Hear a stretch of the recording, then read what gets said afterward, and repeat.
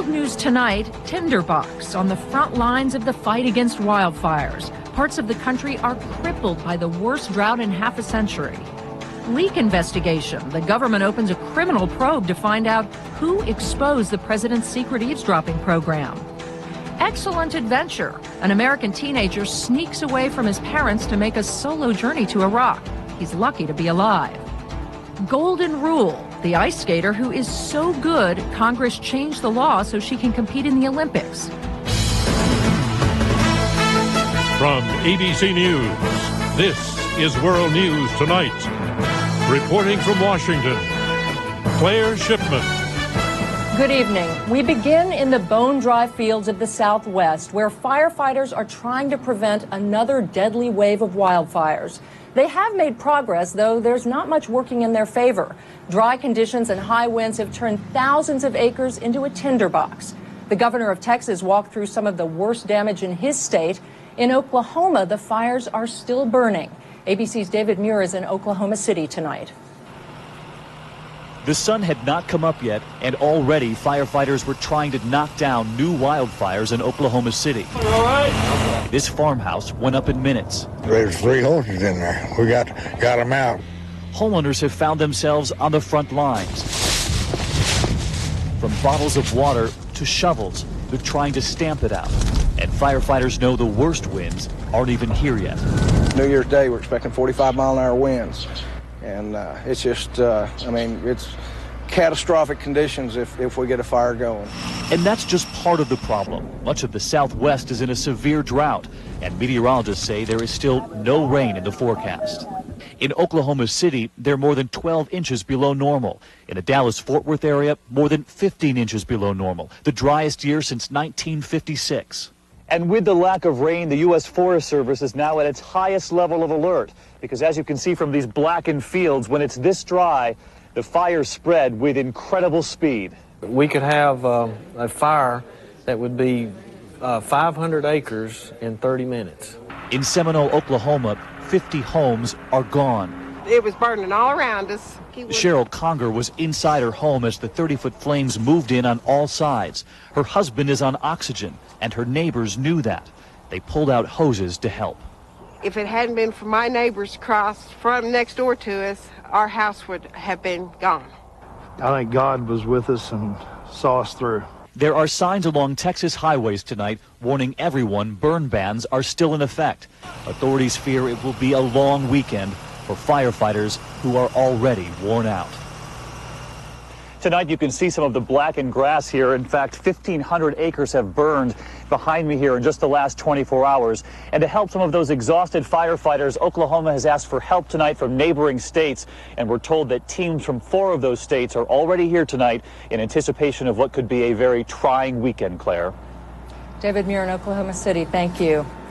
Meanwhile, on the West Coast, the most powerful storm of the year is bearing down on waterlogged Northern California. Forecasters expect another 6 to 10 inches of rain. The weekend deluge could cause massive flooding, dangerous mudslides, and power outages. High surf advisories run as far south as Los Angeles. The man who shot President Reagan in 1981 will soon be spending more time outside his psychiatric hospital. A federal judge in Washington has ruled John Hinckley can make 7 overnight visits to his parents' home in Virginia. Until now, he was only allowed shorter visits. Hinckley has been hospitalized for almost 25 years. The judge says Hinckley will have to be with at least one of his parents at all times. Now to the administration's secret eavesdropping program, in which the government monitors domestic conversations without a warrant. Today, the Justice Department launched a leak investigation to find out who in the government was responsible for leaking details of the program to the New York Times. Here's ABC's Pierre Thomas. A visibly angry President Bush has all but campaigned for a leak investigation into who revealed the NSA's secret program to the New York Times. It was a shameful act for someone to disclose this very important program in time of war. Administration officials say the program, which allows the government to eavesdrop on people in the U.S. without a court order, has prevented acts of terrorism. Sources tell ABC News the NSA sent a letter to the Justice Department explaining how the leak had damaged national security. The Department of Justice would take a leak of that kind of information, which could be detrimental to the security interests of the United States, very seriously. Some constitutional scholars say the NSA spying is illegal and that the New York Times article disclosing it was a public service.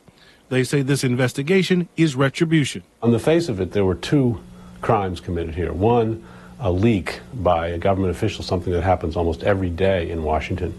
The other, the President of the United States violating a clear criminal prohibition on warrantless wiretapping. Yet which one is being investigated? The investigation sets the stage for another constitutional showdown between the rights of the press and the need to protect national security. A former federal prosecutor says New York Times reporters and editors should be expecting subpoenas and more. The New York Times reporters, if they refuse to testify and identify their sources, face going to prison for contempt of court. Tonight, officials at the New York Times are declining to comment. They know an intense legal fight is coming. Pierre Thomas, ABC News, Washington. And overseas in Iraq, several items to report today. Sudan says it's closing its Baghdad embassy in an effort to win the release of 6 kidnapped employees. The U.S. military announced the deaths of 2 more soldiers. One was killed today by a roadside bomb in Baghdad. The other was shot yesterday in Fallujah. And a top U.S. general said American troops will spend more time training the Shiite-dominated Iraqi police. One goal, to reduce the abuse of Sunni civilians. Shiite-Sunni friction is the source of so much of the violence in Iraq. ABC's Heather Nauert is in Baghdad with more. As al-Araj, a senior Shiite cleric, was shot 6 times. He says Sunnis want him dead.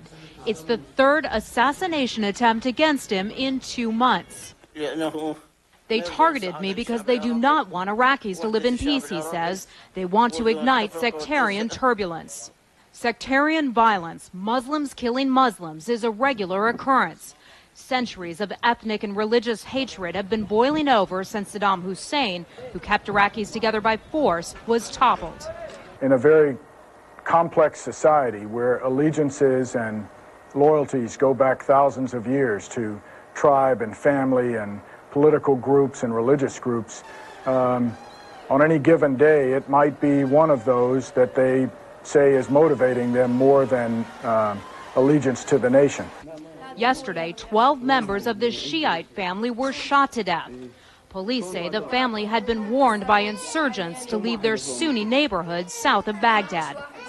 Shiites also share the blame, says Mahmoud Othman, an independent Kurdish politician. Some of the Shiite group, they really have they think this is their time to take revenge from the people who persecuted them or killed them. And that sort of idea is very dangerous. Last month, 170 Sunni men were found in a secret prison, abused by Interior Ministry troops who are mainly Shiites. Sunnis will not accept a Shiite-dominated government, warned Salih Mutlaq, a leading Sunni politician. If a sectarian government will come again, I think forget about security and peace in Iraq. That is a legitimate fear here, but there is also hope as Iraqis work to form a permanent government that would unite their country.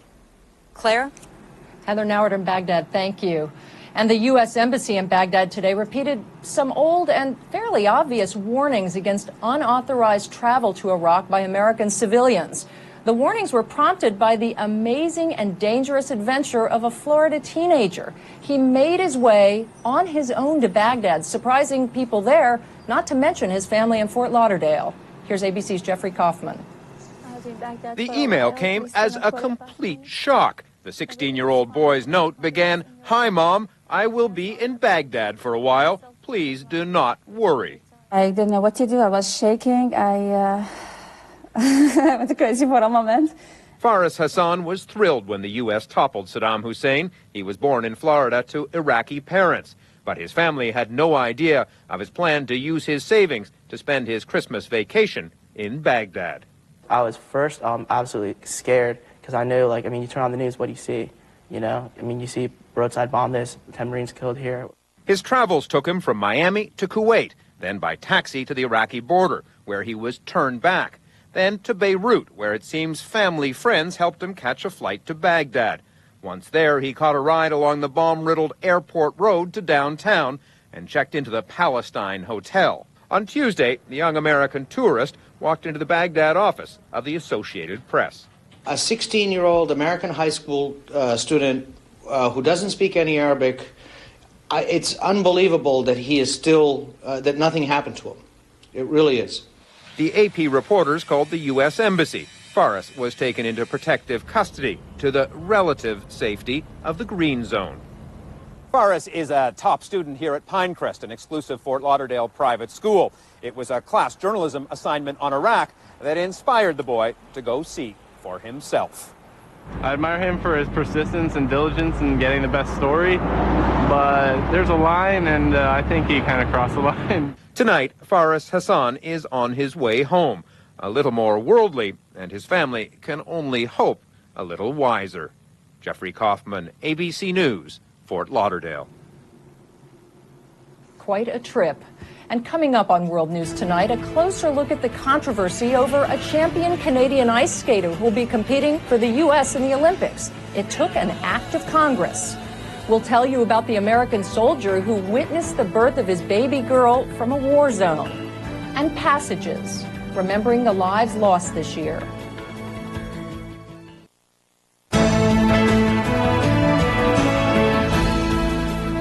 The Olympics are just over a month away, and today America's chances of a gold medal in ice dancing got a boost from President Bush, of all people.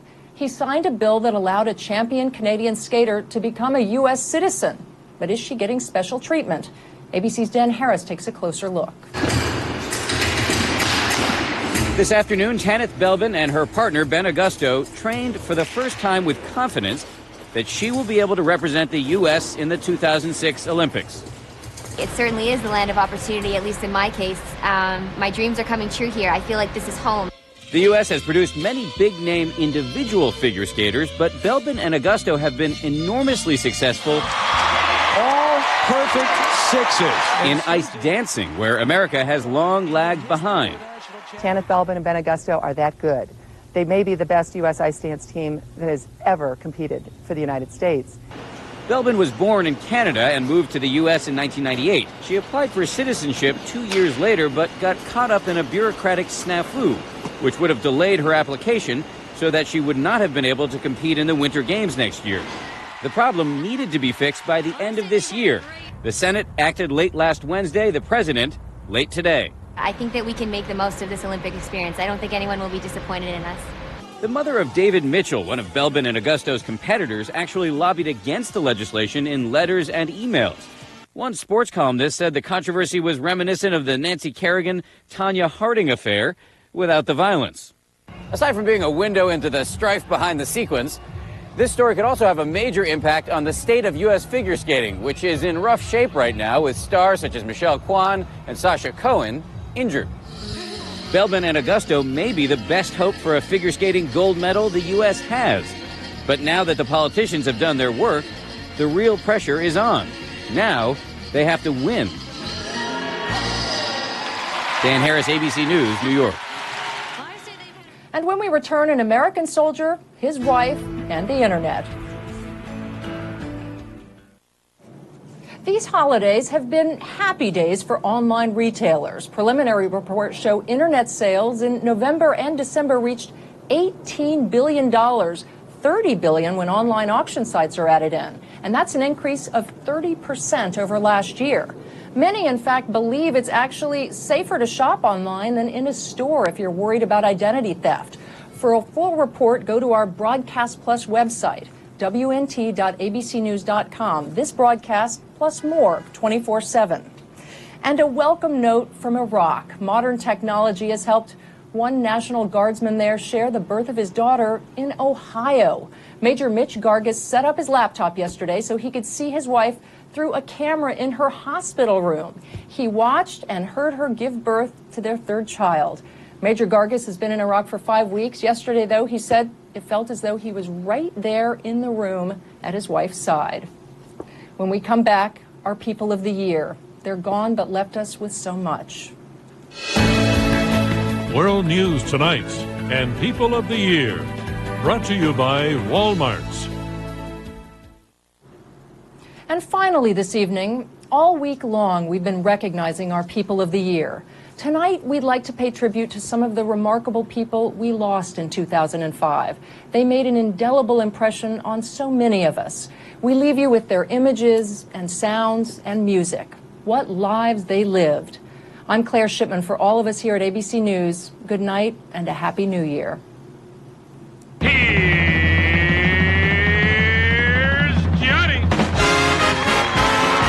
The Tonight Show basically is to amuse people, to make them laugh.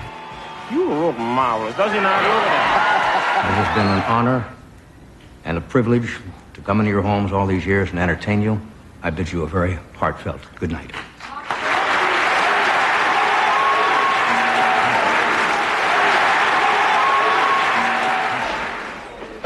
That's right, we bad. I don't want to never see no more police in my life. At my house. Taking my ass to jail. I stand before you today as a candidate for the Democratic nomination for the presidency of the United States of America. Eventually, we can and we will free this country of the terror of the Viet Cong.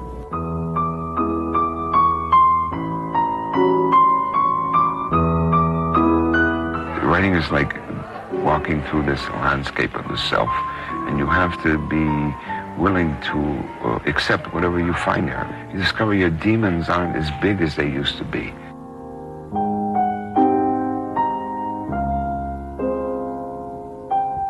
I don't think any novelist can really avoid putting something of himself into books.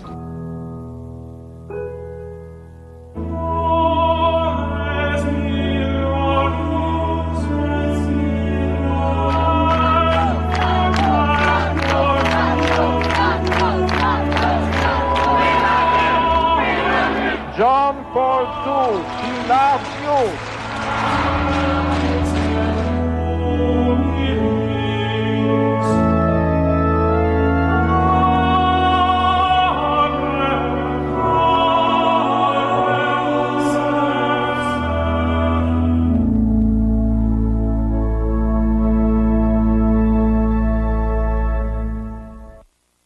I, William H. Rehnquist, do solemnly swear that I will support and defend the Constitution of the United States that I will support and defend the Constitution of the United States against all enemies, foreign and domestic. Against all enemies, foreign and domestic. That I will bear true faith and allegiance to the same. He said, "Why don't you stand up?" I said, "I don't think I should have to stand up." And I asked him, I said, "Why do you push us around?" He said, "I do not know, but the law is a law and you're under arrest." I'm going out. Where? Do I have to say where? For a walk. I'll be finished in a minute. I'll go with you. I want to walk by myself. You mean you want to meet Lefty? I got a right to take a walk if I want. Not where you're going. I can't imagine being who I am, having enjoyed the life that I enjoyed without being inspired by great people and great contention.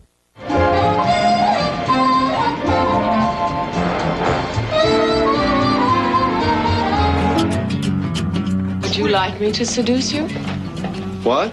Is that what you're trying to tell me? And here's to you, Mrs. Robinson. Jesus loves you more than you will know.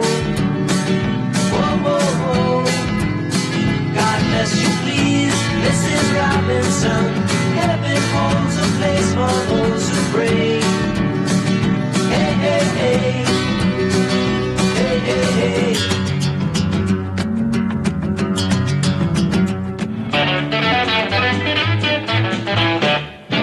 With Gilligan, the skipper too.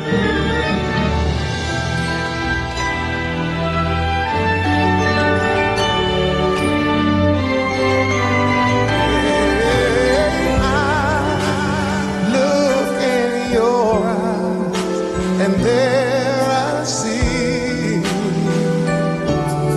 what happiness really means.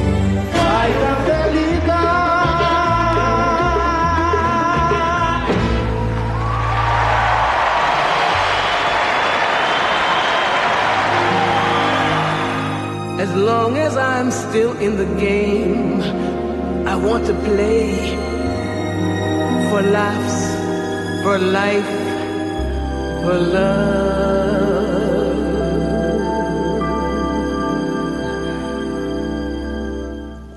So here's to life,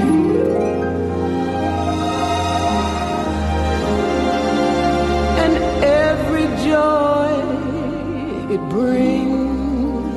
I like doing what I'm doing because it is always an adventure. Here's to life.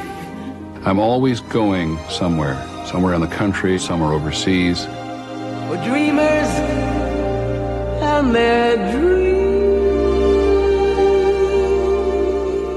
I'm Peter Jennings. Good evening from Ramallah. More than 20 people have been killed. Historic day. Badly damaged. Mr. Gorbachev. I lived in the Middle East for a long time, and the one thing I learned after living there was that there is no one absolutely essential truth for all people. And that every time I look at a coin, I instinctively want to look at the other side.